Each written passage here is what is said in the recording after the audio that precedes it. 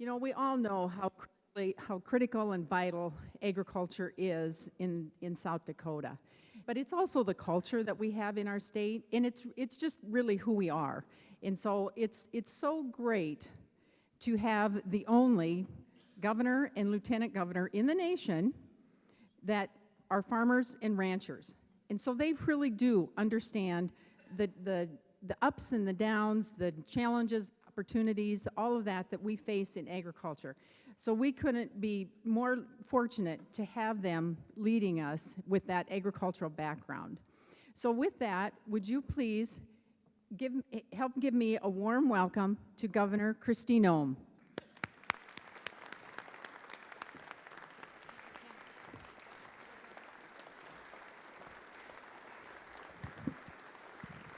Thank you, everybody. Go ahead and have a seat. It's so wonderful to be with all of you, and when you hear keynote speech, I'm sure you all get really nervous and think it's going to be a long speech, and I'm not going to do that today. I just wanted to be here and thank you for coming to the Ag Summit. I think it's incredibly important that we get leaders together to talk about the industry, the growth in the industry, the good news, especially during challenging times, and then to brainstorm new ways that we can work together for even more success. So the fact that you've committed your time and effort to come here just means the world to me. We are future focused. We are looking towards the future all the time, and a lot of you in this room are the ones who drive that message. And don't just drive that message, but you also put in place the policies and the advocacy and the recruitment for what this industry needs to be successful going forward.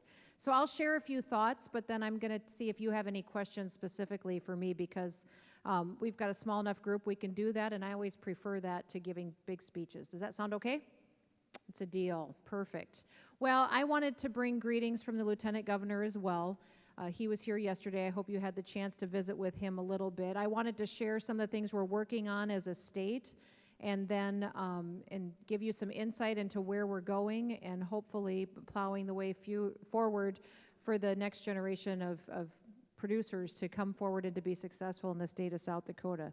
When I was sworn in as governor, you know, it was 2 days later the legislative session started. We were making decisions on bills and policies to come forward. I talked about agriculture extensively during the campaign and worked on policy while I was in Washington, D.C. One of the things that I committed to do right away was to push to move the state fleet to E30. Now, are you guys just thrilled that President Trump and this administration has gone forward with nationwide E15? I mean, that's a huge policy win for us. For so many years at the federal level, we had worked just to have access to consumers for renewable fuels, for biofuels, and had been constantly working to get a fairness issue resolved. And getting E15 forward now nationwide is a huge victory for our industry. Whether you're a corn grower, whether you grow soybeans, whether you're a producer out in the land, that tells the story of agriculture better than a lot of things do nationwide right now, because it is a world where we are extremely unstable on a worldwide market. We are relying on foreign fuels to fuel our economy, and the more we can grow our own fuel in this country and use it and burn it here, the more of a victory that is for our national security. So I hope that wherever you go, you continue to talk about how important it is that we got E15 in place nationwide. And then as a state, I want you to know that I want to go even further. That's why I've committed to moving the state fleet to E30. Now, is that hard? Yes. It doesn't sound like it should be that hard, but it is hard, because all your DOT substations have to have tanks. You have to get the infrastructure out there to do that. I also want to have biodiesel available and utilized by the state fleet. I want to thank the soybean producers for being willing to come in and talk about how we can make that happen as well. But if we stand behind our product, if we believe in it, then we should show that, not just to our state, but to the entire country. We will be the first state to move our state fleet to E30, and we plan to talk about that. And as we do that, and those plans have already been started to be implemented, that we're going to challenge other governors to do the same thing. We're going to continue to push other governors to take that step with their state fleet and their vehicles. We also, when you look at what kind of vehicles are in our state fleet, you know, that gets to be kind of a debate as well with, you know, we're responsible for taxpayer dollars. We're responsible to make sure that we're taking good care of our state fleet. A lot of them are older vehicles, so I think that makes us a really unique pilot project, don't you? That we have a diversity of vehicles, we have a diversity of people driving them across the state, and that this will help us build a story behind biofuels that we just haven't had in this country before.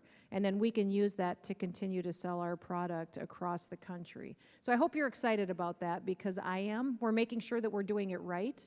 We're doing it with industry partners.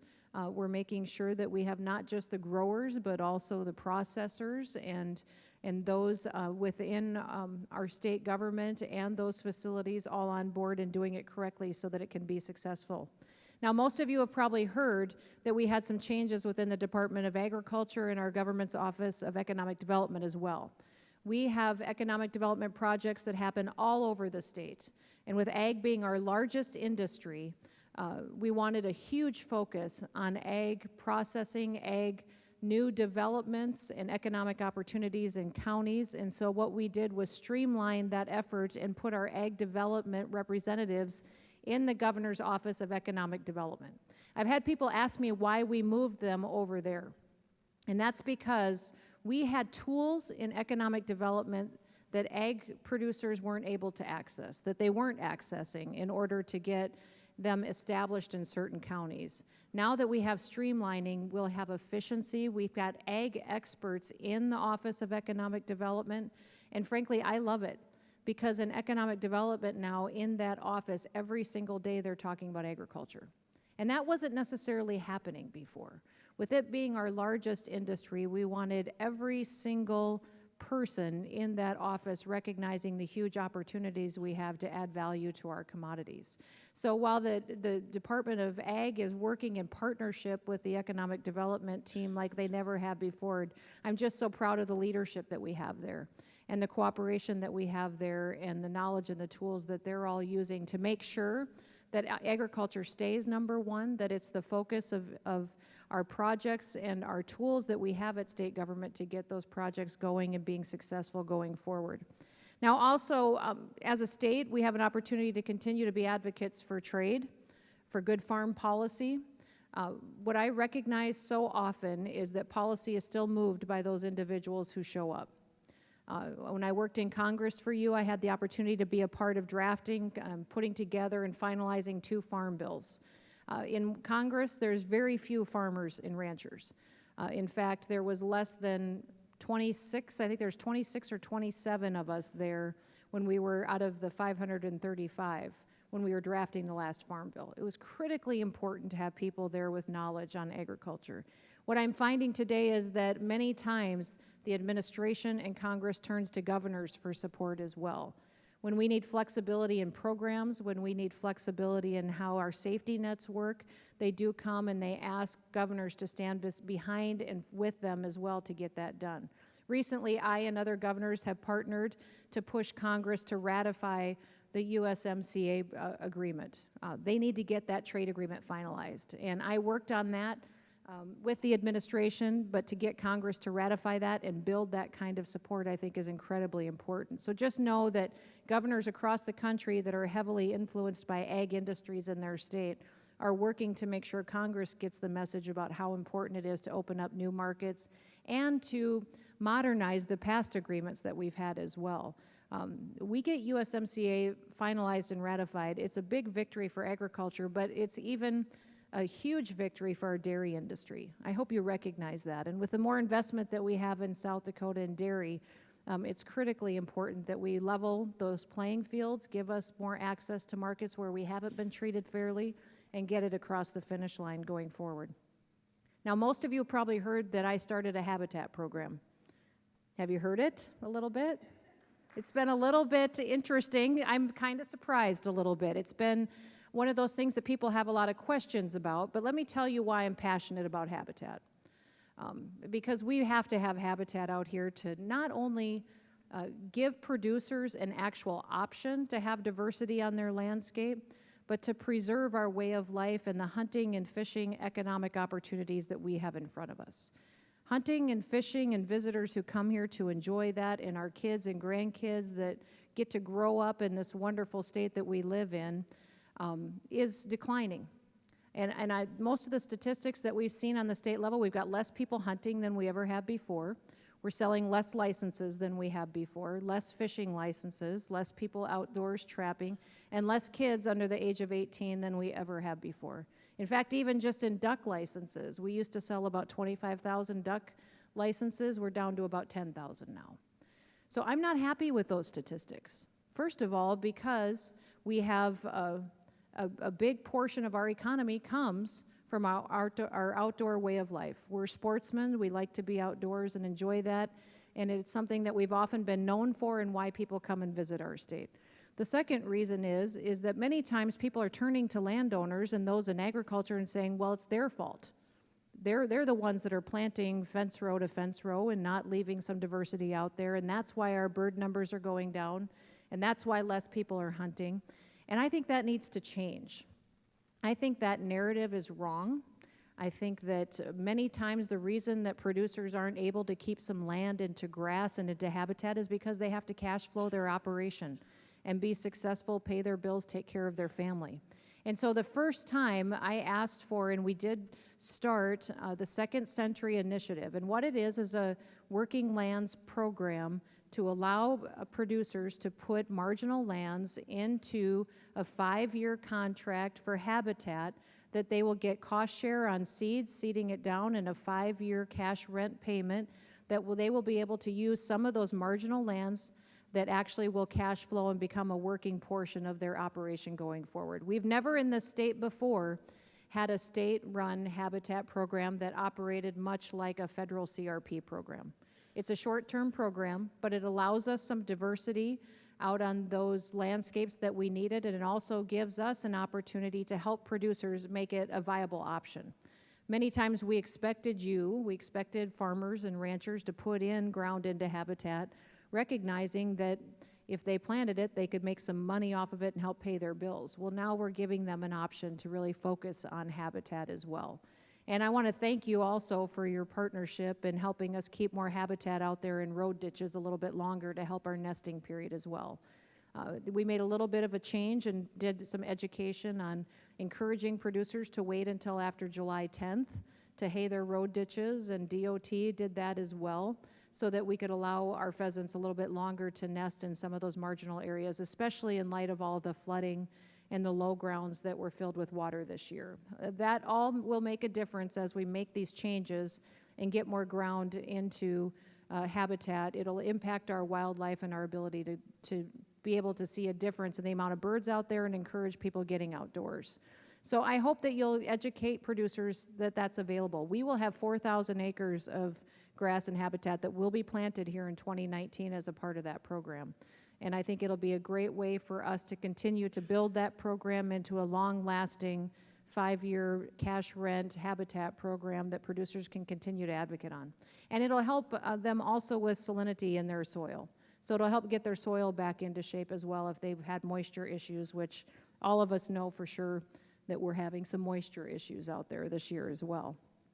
You know, I do want to ask you to continue to think about what the young producers said in the panel before.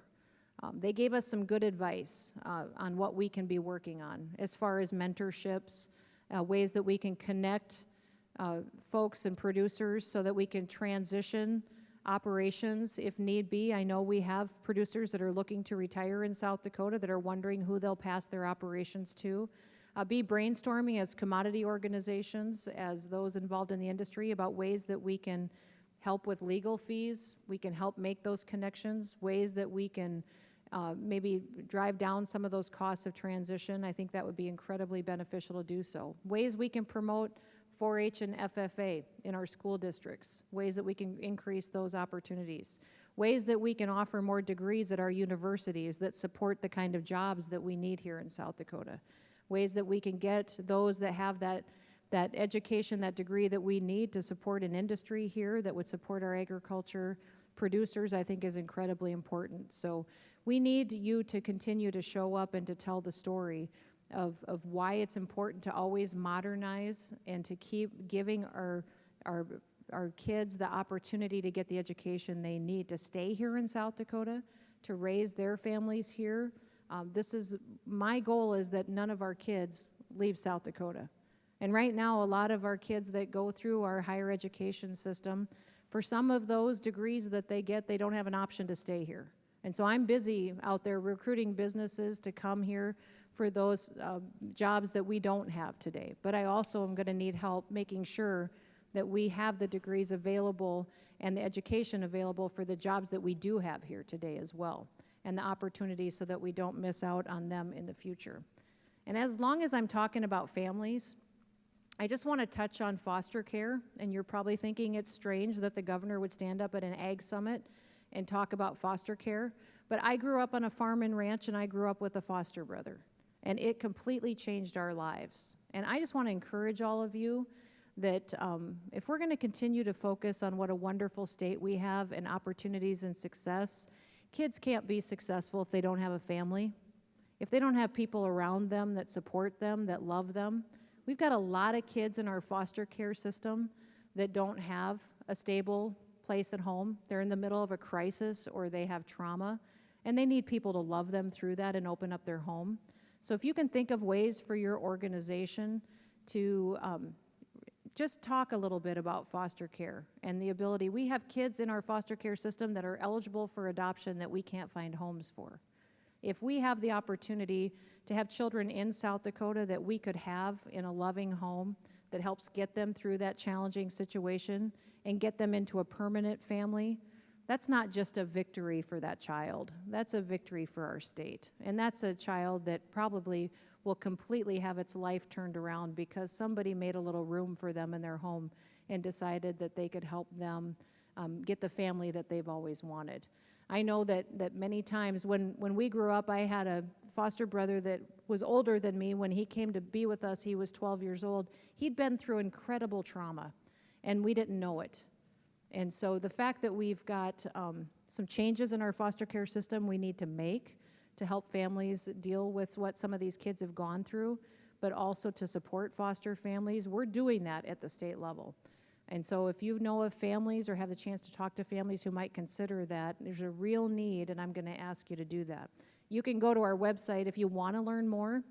It's foster1.sd.gov. But if you think that you might want to promote that through your organization, I mean, how many of you grew up on a farm or a ranch? Don't you think every kid should get to grow up on a farm or a ranch? I do. I think that would make a world of difference for our kids. So if you would promote that through your ag organizations as well. We've got some incredible stories that we've been gathering of people that, since we've been talking about this the last 6 months, we've had incredible families that have stepped up and are taking in foster kids, and it's changed their lives forever. So now I'm going to move on and see if you have any quick questions before we go to our big award for the day. Do you all have any questions or feedback for me on things the state should be focusing on and working on when it comes to agriculture and the industries that support it in the state? Yes, sir. My wife and I farm at farm around Leola, and we're fortunate enough to work on the farm, not off the farm for insurance. And the panel over there, that was one thing. Somebody has to be off the farm for insurance. It's quite expensive. And if you have a family, one member's off the farm getting a job in a small town, that's taking a job away from someone else. Well, that, counts your numbers down in town. It spirals down to the school. And you got less numbers in your school, and close the school down, then what do you got? So what can we do to help out with the insurance? Well, a lot of insurance policy, especially health policy, is driven at the federal level. But one thing that we've been focused on is allowing associations to group policies and be able to sell those to individuals that maybe were only eligible for individual insurance policies previously. So for instance, if you were a member of Farm Bureau, you could be a group with Farm Bureau and participate in their health policy group and get some lower rates. So those are things that the state is helping facilitate, some of the policies that have been opened up at the federal level. But as far as a lot of what has to be offered in a plan and the competitiveness in health insurance industry, a lot of that gets dictated by federal policies.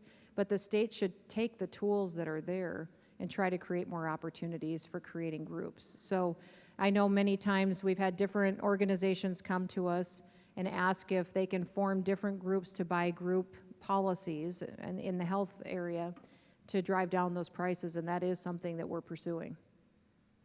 But beyond that, yes. I mean, I think most of the families that I know that are farming, that have someone working off the farm, it is mainly driven by health insurance, wouldn't you say? I would, absolutely. So that is a big driver of it, and that is the number one concern of families in South Dakota when it comes to their daily budget. We have the highest rate of working moms in the nation in South Dakota, which means more women in South Dakota work than in any other state. And I think it's mainly because of health insurance reasons, but also our wages aren't very high. So if you're a married couple raising kids, many times both of them have to work to pay the bills. So my focus is on what we can do to address the health insurance issues, but also what can we do to raise wages in the state.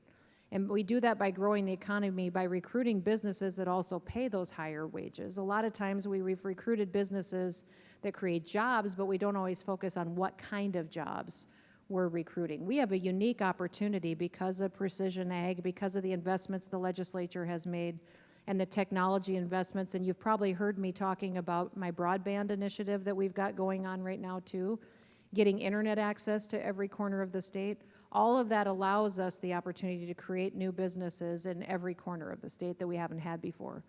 Most people think we don't have internet access in our most rural areas, and that's not necessarily true. We just have pockets. It was more of a company problem. Some companies were not building out the infrastructure that they needed to.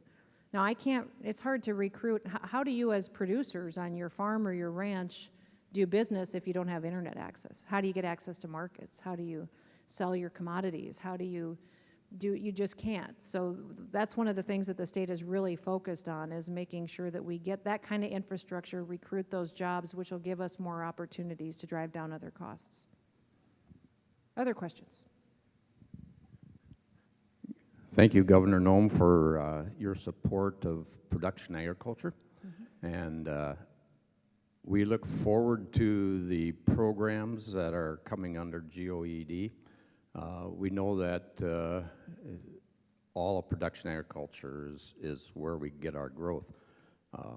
We continue to struggle in the dairy area, as you probably know, on getting some permits done that would continue to grow it. And we have, right now probably 3 or 4 larger dairies that are permitted and under construction.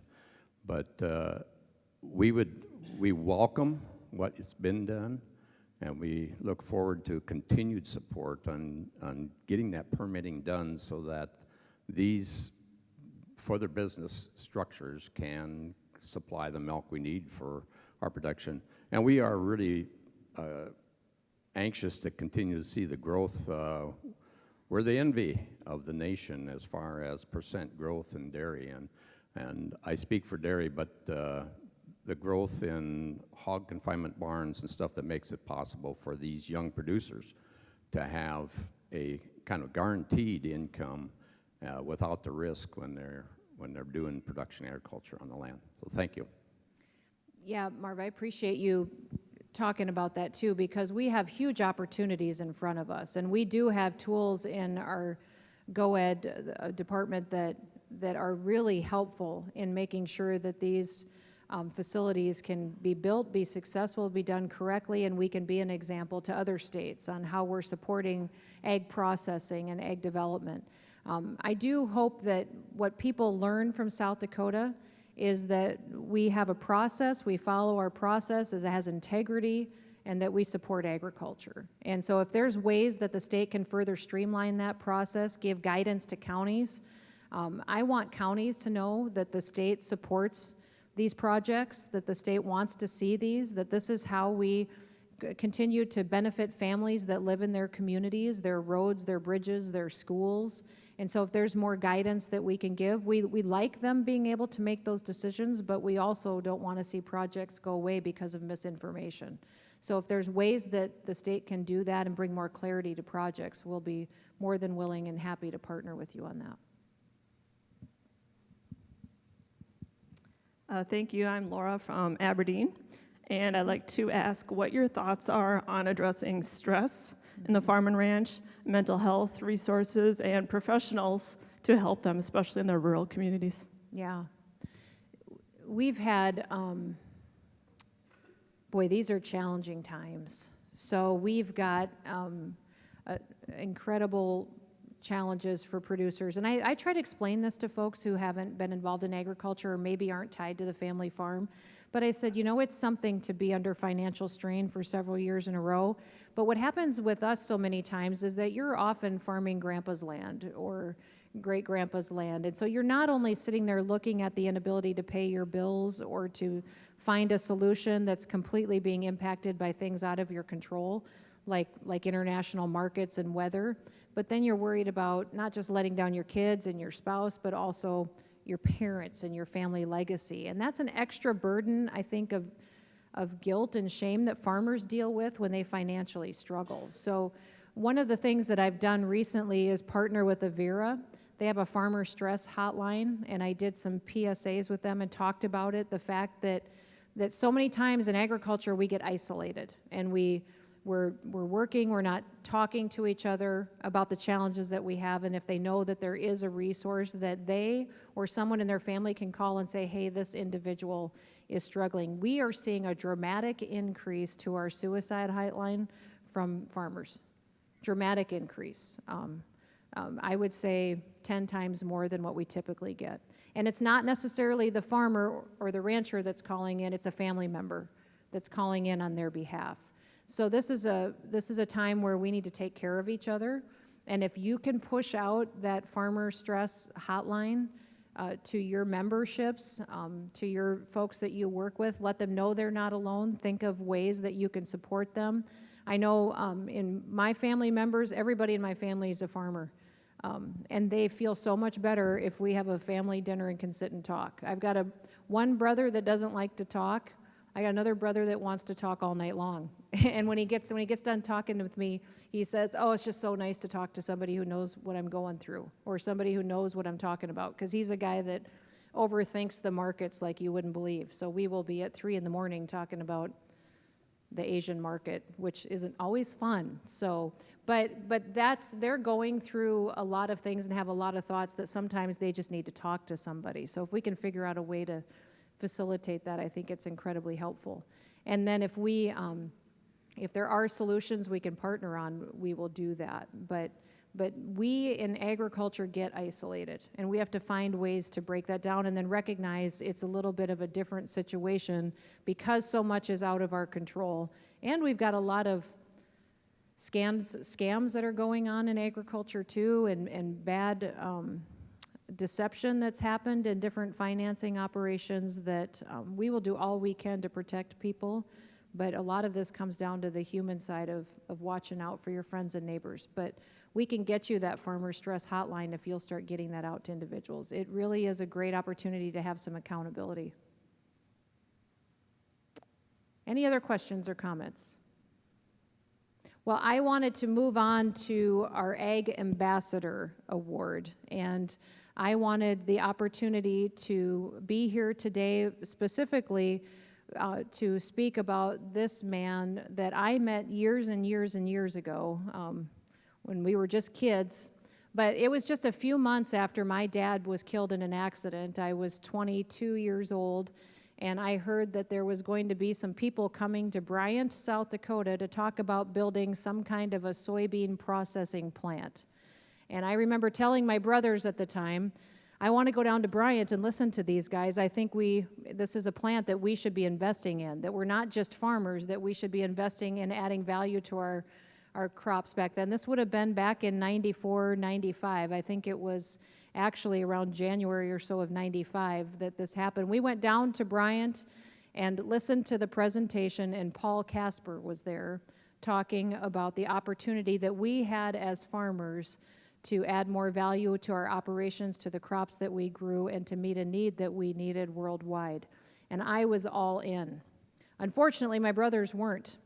So, Paul, maybe we'll still work on them. But I was so excited about someone at that point in time that was out there working for agriculture, recognized an opportunity, and was taking time away from his business to go out there and to promote South Dakota agriculture and new projects that at that time hadn't even been done in our state before. So ever since then, I've been incredibly impressed with his leadership, his willingness to work on federal policy, to commit time and effort and personal money to it, his family's dedication to telling the story of agriculture, to being a part of different businesses and operations and boards has just been of benefit not only to soybeans, but also to all commodity groups, all of agriculture, and even traveling internationally to help tell the trade story as well. So please watch this video and you will learn a little bit more about this year's Ag Ambassador.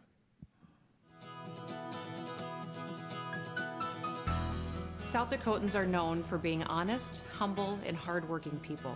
The 2019 Governor's Ag Ambassador Award recipient embodies all of these things.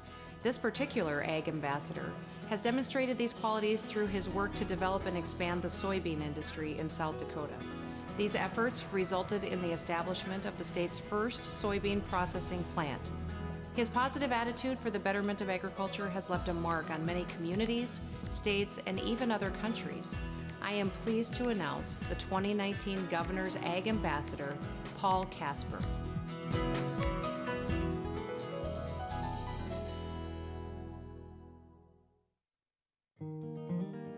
Paul is a fourth-generation family farmer who grew up on a homestead near Lake Preston, South Dakota. He raises soybeans and corn on over 4,000 acres. Paul and his wife, Corlin, have 4 children. Their son, Drew, is also involved in the family farm and says his dad's passion to keep farmers informed is one of his biggest attributes. His determination to keep the knowledge and information that he has obtained and giving it out to people that are misinformed or uninformed, I think that's a huge deal for him because he takes the pride in being a farmer and he wants to keep farming being a successful business through the future for me or my children or generations to come. He wants to make sure that it's there for the future. In the mid-1990s, Paul helped lead the development of the South Dakota Soybean Processors Plant in Volga, which resulted in the development of the South Dakota Soybean Processors Cooperative. He was on the South Dakota Soybean Association, which is where I first had contact with Paul, and it was immediately noticeable that he was a dreamer. But not only could he dream, he also made those dreams reality, and South Dakota Processors was one of the first. He saw soybeans going out of South Dakota to be processed, and then farmers transporting them back in for the meal for livestock. And he said, why not in South Dakota? And so that was Paul's first of many endeavors. He was instrumental in the creation of the South Dakota Soybean Processors, and that was quite a feat. At the time, there really wasn't anything like it in South Dakota. It was a tremendous amount of work just to raise the money to get the plant built, and then once they got the money, there was big fights and discussions on where the plant should be located. And during the fundraising, I know there was many times that it looked like it wasn't going to happen. Paul was not going to be deterred and got this for his vision of getting this plant built. Paul also realizes that a farmer's first responsibility is to care for their land and animals. His farm is close to a lake and recreational areas. He knows the importance of protecting the natural resources. We all have water as an issue, whether it's excess in much of the Northeast, or a lot of times our problem is drought out in this area. So it's either lack of water or too much water in some places. But the issues, the natural resource concerns, are all hooked around that amount of water and when it comes and how you can more equitably distribute it. He and I were both appointed to this governor's task force to examine what could be done to better handle the natural resources of South Dakota. Paul's dedication and service to the agricultural community makes him very deserving of the Governor's Ag Ambassador Award. Paul is so deserving of this award because he's a true steward of the land and committed to agriculture. He's very knowledgeable, he's very innovative, he thinks strategically, and is very visionary. And he's used those skills not only on his own operation, but to promote agriculture as a whole. He's deserving of this award because of his love for farming, his love for producers, the knowledge, that he wants to give everybody. He'll help anybody that needs help. I can't think of a better qualified person for the award. He's done a lot of things for himself. He has a very successful operation. He's done a lot for the state, and he's done a lot for the nation. He should be recognized. Paul has walked soybean rows, he's walked dirt roads, he's walked the state capitol, even walking the halls of Congress. And he always does it with agriculture in mind, with farmers' best interest in mind. First and foremost, I'm shocked that he hasn't gotten this in the past. I can't hardly think of anybody who's not, more deserving of this award than Paul. Paul, on behalf of the South Dakota Association of Conservation Districts, and especially from your friend Carl, we'd like to congratulate you on being named the Ag Ambassador. I can't think of anyone better suited, and I hope you take this with the good humor that it's offered. Congratulations, and I look forward to seeing you again, if nothing else, during the rally. Take care. Paul, you are a wonderful advocate for South Dakota's #1 industry. Your involvement in agriculture has left a lasting impact on South Dakota. Your leadership and dedication are admirable. Our state is very fortunate to have an ag ambassador such as you. Thank you for all you've done, and congratulations. Paul, congratulations on the Governor's Ag Ambassador Award. I can't think of anyone more deserving than you to get the award. You've been a tremendous force in value-added agriculture in South Dakota. You keep looking for new opportunities, and I know we're not done. We got a long ways to go. Thanks, Paul. Paul, congratulations. Congratulations to your wife, your family, for all of you doing what all of us wish we could do, and that's agricultural development. You have shown us all. Thank you so much. Congratulations, Dad, on receiving the 2019 Governor's Ag Ambassador Award. Amanda, Veda, Maddie, and myself are extremely proud, and we love you. Paul, I commend you on your many accomplishments. You have made a positive impact on agriculture through your lifelong commitment and dedication to the industry. Through your advocacy and your leadership, you have created a better future for families in South Dakota and across the globe.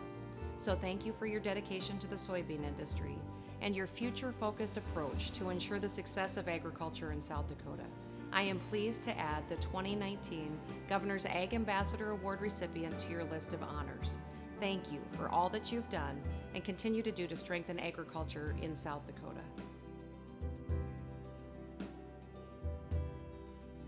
Let's invite Paul and his family to come up with a round of applause.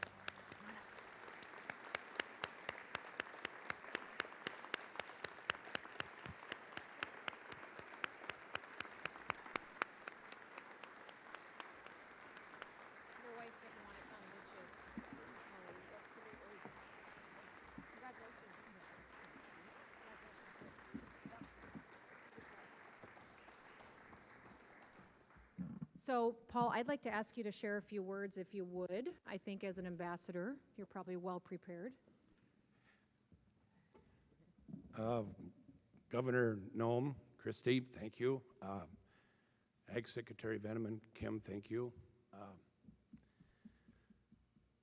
I did this the last time. I was fortunate to get up here, and I'm going to do it again. So I'm sorry if you've heard this before, but I want to talk about the 5 F's that I've kind of learned to live by.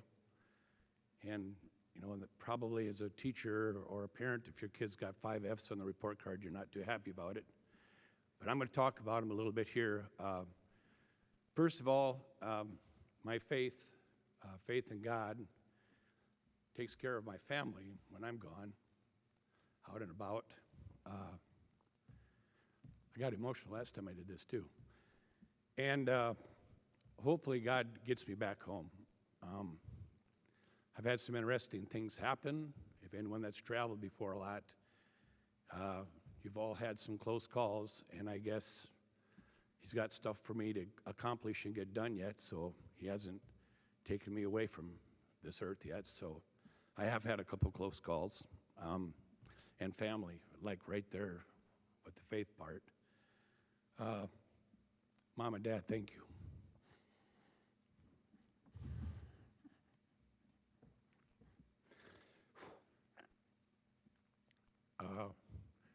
They let me be what I thought I needed to be. They let me go away. And I actually probably, I said this before too, but Dad called it FFA, Father Farms Alone. So it was a little bit different FFA program than the high school one.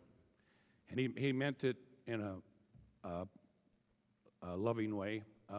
They understood, both Mom and Dad, the idea of what I was hoping to do was not personal, but family. I mean, it was a matter of we needed to do this. I needed to do this. Someone needed to do this.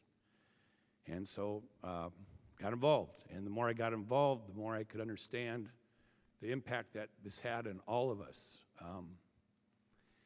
And then Gerald and Kay, my mother and father-in-law, Gerald got me involved with the soybean group in 1988.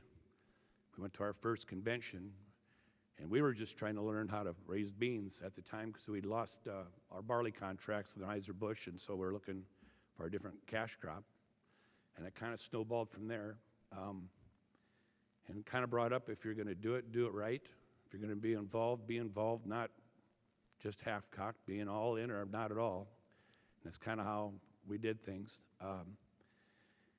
And thank you for raising a beautiful, lovely child, who is my wife, Corlin. Taking care of the family when I'm gone, overseas sometimes up to 3 weeks. There was only one trip that I wasn't able to take her along, and after I came back from that, I said, if she's not going along, I'm never leaving again. And that's the way it was. But I was lucky enough to sit with leaders of countries, making deals with countries with regards to our products coming out of South Dakota. I went to college to play basketball. I didn't think I'd ever be in a position to be like that. You know, I mean, it just, seriously. So, and here I was in these spots, and lucky enough to come out of it for the most part pretty good. Did I say a few things wrong? Probably. I still do that yet today. And then Drew coming back now and coming back on the farm, and you know the kids. I've missed some events that they were involved in high school, and that was not fun when you're hundreds of miles, thousands of miles from home, and there's stuff going on, and you're not involved. But when you go to bed at night, you still believe you're doing the right thing. And then my last three are friends and fun and farming. I want to talk about friends, and we talked about it a little bit here. With some of the issues that we're going through personally, friendship and those really close friends are people you can talk to, maybe not like your family members. And I think if there are issues that you're having personally, stress, whatever, please, those friends are there for you, and use them. And I mean that, use them, because they will help you get through this stuff. So very, very important to me. My wife and I just are so fortunate. We've been blessed with being around great people, and friends are so important to us.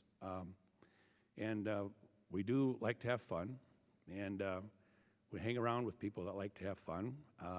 And so I really think that helps us escape some of the other issues, gets our mind off the daily business, and so I think that's very important, to have some good times in your life also daily. And then farming, I truly, absolutely love the farm. And it's a little stressful at times, yes, we all agree and understand. And I always said, if you don't like your job, get a different one. And I did do that. I bartended, I worked in the meat market, so I did some slaughterhouse business. I did plumbing, I worked in elevators, I did everything I could to just, because I like farming. And so sometimes we're gonna have to understand that we may have to diversify ourselves. And whatever that is, to sort of survive, to do what you wanna do and be what you wanna be. And so that's my 5 Fs, and I appreciate this award more than you understand. Governor Christie, thank you. Ex-Secretary Kim, unbelievable. Family, I really appreciate it, so thank you.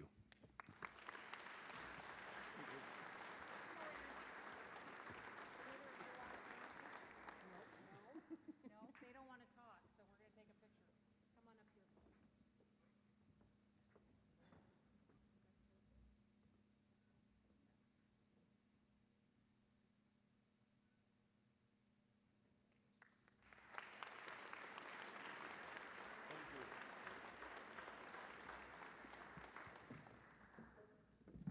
Well, I am going to turn it back over to our Ag Secretary, Kim Vanneman, but thank you all for coming. We appreciate it so much. Thank you, Paul and Corlin and Drew, for your dedication to the ag industry. It means all the world to us, and it makes all the difference, too. So have a wonderful day.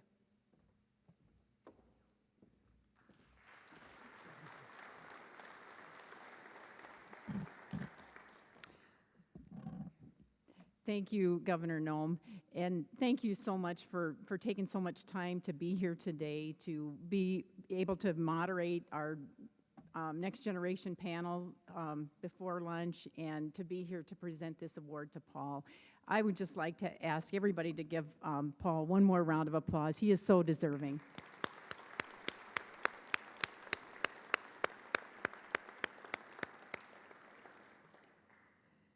Okay, we're kind of wrapping up our 2019 Governor's Ag Summit, but I just want to take one more time to say thank you to the sponsors that we have of the Governor's Ag Summit, because truly, without your generous financial support to put on this Governor's Ag Summit, we would not be able to do it as we can without a registration fee and all that.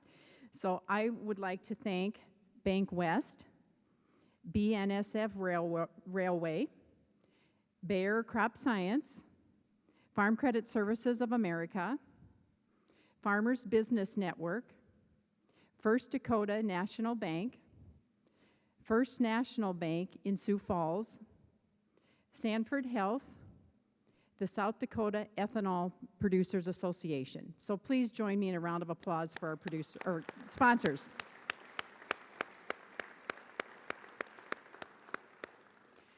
I would also just like to take a moment and thank the staff at the Department of Ag. They've done a phenomenal job organizing this event and getting the speakers lined out. And this is my first Governor's Ag Summit in this role. And you know, that was probably one of the first things that I got informed about when I took on this job, was we got the Governor's Ag Summit July 10th and 11th in Sioux Falls. And so I just want to have a large round of applause for the staff and all the hard work that they put in organizing this event the last 2 days.